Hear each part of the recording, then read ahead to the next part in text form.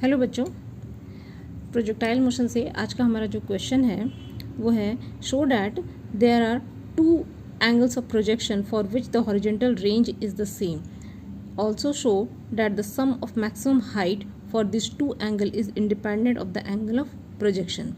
अब इस क्वेश्चन में आप देख सकते हैं कि दो पार्ट है इस क्वेश्चन में. एक तो हमें सबसे पहले ये प्रूव करना है कि दो एंगल होंगे सेम रेंज के लिए.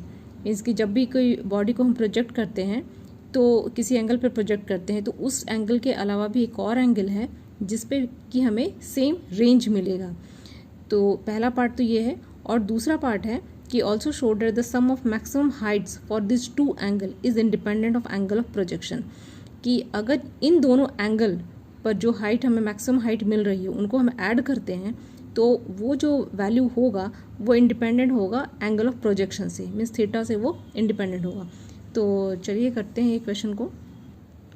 इसका सॉल्यूशन कुछ इस तरह से दिया हुआ है कि when a projectile is fired with velocity u at an angle theta with the horizontal, its horizontal range is given by r equals to u square sine 2 theta by g.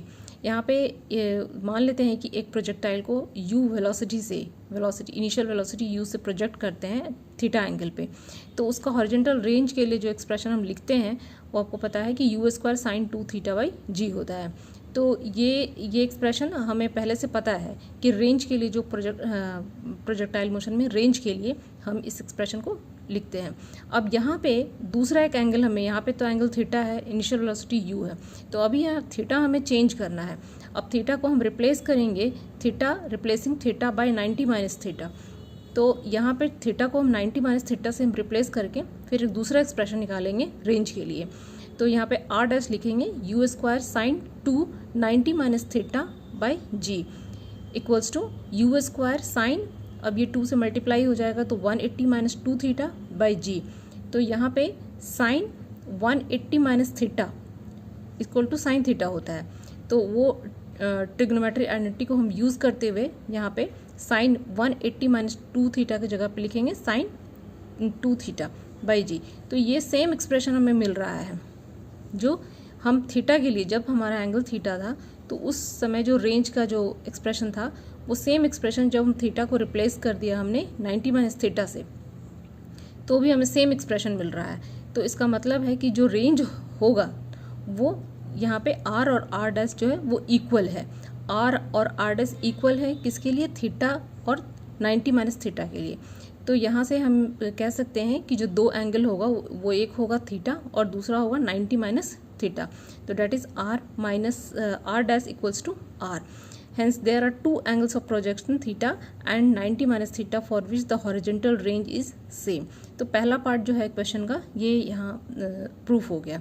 अब दूसरा पार्ट जो है वो height के है. तो height के लिए जो एक्सप्रेशन हम लिखते हैं वो है h equals to u square sine square theta by 2g. अब ये एक्सप्रेशन 2-4 एक्सप्रेशन है जिसको कि हम बिल्कुल हमारे टंग पे होना चाहिए तभी वो आगे क्वेश्चन हम प्रोसीड कर सकते हैं. तो यहाँ पे h के लिए जो मैक्सिमम हाइट है उसके लिखेंगे u square sine 2 theta sine square theta by 2g. अब यहाँ भी हम ये थीटा एंगल पे h हाइट है. तो दूसरा जो एंगल है वो है 90 माइनस थीटा. तो उसके लिए जो हाइट मैक्सिमम हाइट हम लिखेंगे वो है h डैश. तो यहाँ पे जो थीटा है उसको हम रिप्लेस करेंगे 90 माइनस थीटा से.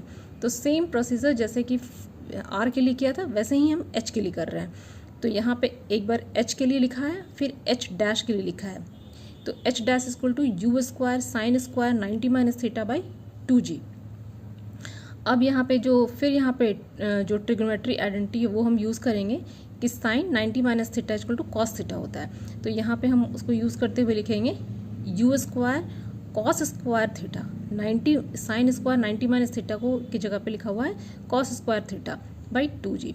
अब यहाँ पे ये दोनों h और h प्लस इन दोनों को ऐड करना है अकॉर्डिंग टू क्वेश्चन. तो adding equation 1 and 2 h and h plus को ऐड कर दिए. दोनों एक्सप्रेशन को लिखेंगे पहले. तो u square sine square theta by 2g plus u square cos square theta by 2g. अब ये दोनों एक्सप्रेशन को ऐड कर दिया गया है. यहाँ पे हम देख सकते हैं कि u square 2 by 2g u square by 2g ये कॉमन है. इसको कॉमन ले लिया, बच गया sign square theta plus cos square theta, sign square theta plus cos. अब इसका वैल्यू होता है 1, तो यहाँ पे h plus h dash equal to u square by 2g, क्योंकि इसका वैल्यू 1 है। तो यहाँ पे अब देख सकते हैं कि इस एक्सप्रेशन में कहीं भी कोई एंगल नहीं है, कोई थीटा नहीं है। तो हमें प्रूफ यही करना था कि जो सम ऑफ मैक्सिमम हाइट है it is independent of angle, तो कोई भी एंगल नहीं है।